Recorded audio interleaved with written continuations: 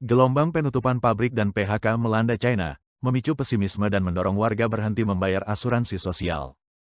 Gelombang penutupan pabrik dan pemutusan hubungan kerja, PHK, sedang melanda China, memperdalam pesimisme publik terhadap masa depan dan mendorong banyak warga berhenti membayar iuran asuransi sosial. Di China, seiring dengan terus merosotnya ekonomi, banyak orang memilih untuk berhenti membayar iuran asuransi sosial. Seorang pria membagikan pengalamannya. Kemarin saya membuat keputusan besar untuk membatalkan asuransi sosial ketenagakerjaan fleksibel yang telah saya bayarkan selama 5 tahun. Setiap bulan, saya membayar lebih dari 1.500 yuan untuk asuransi sosial dan medis. Untuk saya dan istri saya, totalnya 3.000 yuan per bulan, hampir 40.000 yuan, sekitar $5.500 Amerika Serikat per tahun. Berapa banyak sayuran yang harus saya jual untuk mendapatkan kembali uang sebanyak itu? Saya bisa melakukan banyak hal dengan uang itu. Lagi pula, saya harus menunggu sampai usia 60-an untuk bisa mencairkan manfaatnya, dan sekarang usia pensiun dinaikkan menjadi 65 tahun. Saya bahkan tidak yakin bisa hidup sampai usia 65.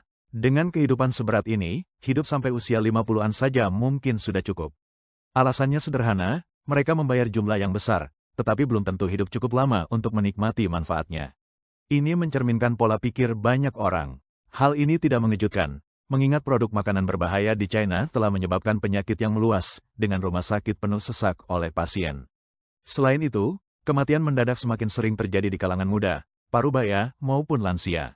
Menurut laporan Sina Finance, pada bulan April tahun 2019, Akademi Ilmu Sosial China merilis laporan aktuaria pensiun China tahun 2019 sampai tahun 2050. Laporan tersebut memprediksi bahwa pada tahun 2028, saldo dana pensiun dapat berubah menjadi negatif untuk pertama kalinya, dengan defisit sebesar 118,13 miliar yuan. Pada tahun 2035, dana pensiun tersebut kemungkinan akan benar-benar habis. Saat itu, generasi yang lahir pada 1980-an bahkan belum mencapai usia pensiun, artinya mereka mungkin akan pensiun tanpa dana pensiun yang tersedia. Laporan itu juga memperkirakan bahwa dalam 30 tahun ke depan, rasio ketergantungan dalam sistem pensiun akan meningkat 2 kali lipat, dan tekanan terhadap pembayaran pensiun akan terus meningkat. Pada tanggal 22 April tahun 2025, The Wall Street Journal melaporkan bahwa lebih dari 40% populasi pekerja fleksibel di China, termasuk kurir, streamer online, dan pekerja lepas, telah memilih keluar dari sistem asuransi pensiun. Para pekerja ini harus menanggung porsi kontribusi sebagai pemberi kerja sekaligus sebagai pekerja, yang jumlahnya sekitar 20% dari pendapatan bulanan mereka. Bagi mereka yang berpenghasilan tidak tetap, ini menjadi beban berat. Seorang blogger menjelaskan, mengapa anak muda sekarang enggan membayar asuransi pensiun. Masalah utamanya adalah kekurangan dana. Mereka harus membayar sewa, cicilan rumah, membesarkan anak, dan menanggung berbagai pengeluaran lainnya. Masalah utamanya adalah dana asuransi pensiun pribadi terkunci hingga masa pensiun, setidaknya 20 hingga 30 tahun. Bagi anak muda, ini tidak memberikan solusi atas risiko keuangan mendadak. Pakar pasar modal China, Su Zhen, mengatakan kepada media berbahasa China di luar negeri bahwa fenomena anak muda yang menolak membayar asuransi sosial mencerminkan kesadaran terhadap realitas dan bentuk perlawanan terhadap sistem Partai Komunis China, PKC. Su Zhen menyatakan, anak muda tidak lagi berharap sistem PKC akan menjamin masa depan mereka. Mereka hanya ingin hidup realistis dan bertahan. Song Tao, seorang pakar hukum yang berbasis di AS, berkomentar.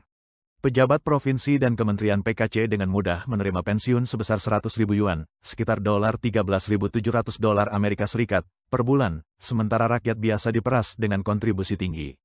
Bagaimana ketimpangan ini tidak menimbulkan kemarahan? Ia juga menyinggung kasus seorang sekretaris partai pengadilan senior di Shanghai yang dirawat bertahun-tahun di ICU dengan biaya puluhan juta yuan dari dana jaminan sosial.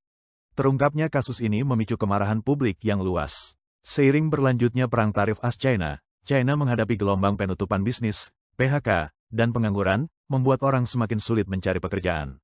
Ini memperdalam pesimisme terhadap masa depan sistem pensiun China. Seorang wanita mengeluh, tidak ada lagi pabrik di Ningbo, Shanghai, atau Jiangsu. Mencari pekerjaan rasanya seperti semuanya sedang berhenti. Sekarang saya di stasiun kereta cepat, naik kereta untuk mencari pekerjaan pabrik di tempat lain.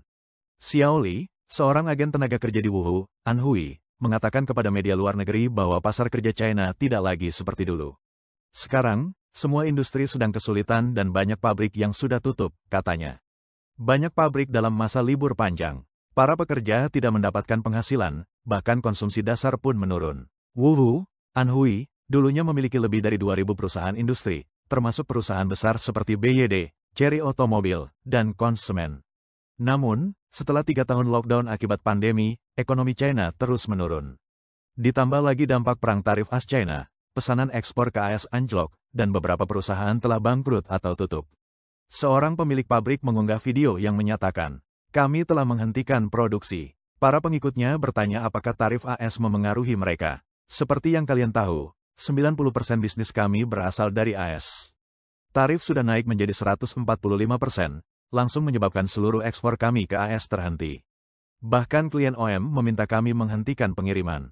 Semua barang di pelabuhan harus dibawa kembali, dan kerugiannya tak terhitung.